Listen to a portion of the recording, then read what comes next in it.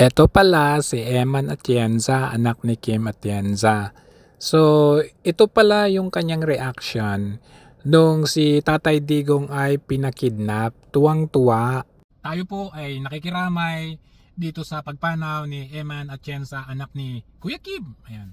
So, wala pong masaya na merong pumapanaw or namatayan or namamatay. Ang naisip ko lamang ito, be careful kasi sa ating mga wish. Kasi sometimes ang ating Diyos ay hindi naman sa tinrabaho niya ito, pero ang ating Diyos ay hindi po natutulog.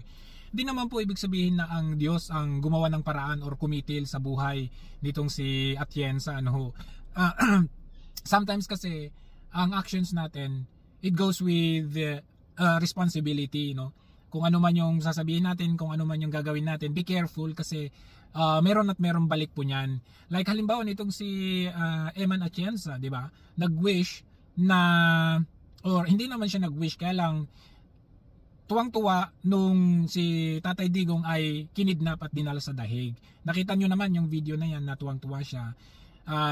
Ang pinag-uusapan natin dito ay isang matanda na, 80 years old, na kumbaga sige, sabihin na natin gusto nilang panagutin, meron naman tayong sariling bansa. Kumbaga parang alam yun, meron ka namang tatay mo naman si Kim Atienza.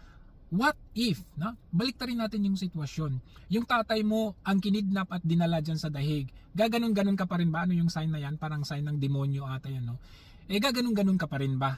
So nakita ninyo, just like itong kay Carlos Celdran, sabi niya, now die, sabi niya, namamahinga lang si Tatay Digong sa kanyang bahay, tapos gustong mamatay na ni Carlos Celdran, si Tatay Digong. So ayun, siya yung namatay. Ito namang si Tarantadong Kalbo, wish niya rin na ganun ang mangyari kay Tatay Digong. 2 days later, natagpuan siya sa sahig. Diba? Kasi sabi niya, sahig daw kay Tatay Digong. So natagpuan siya. At take note, hanggang ngayon, nasa ospital pa yung si Tarantadong Kalbo na yun at nakaratay. Oo, nasa ospital pa.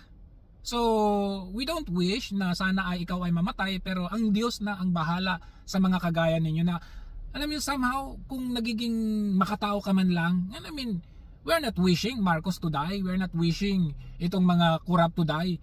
Bahala na ang Diyos sa kanila.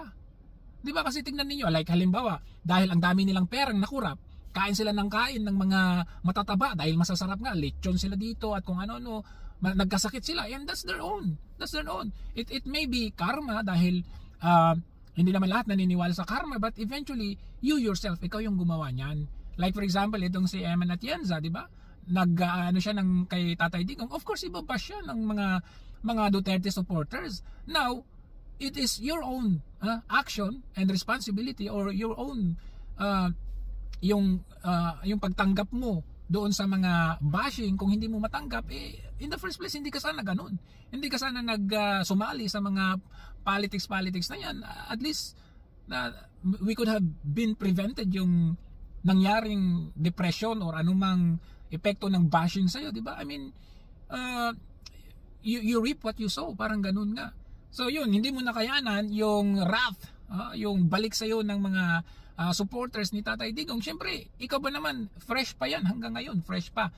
So, ayun, sa susunod, sa mga iba pa dyan, kung ayaw yung samain, ika nga, huwag nyong gawin yan.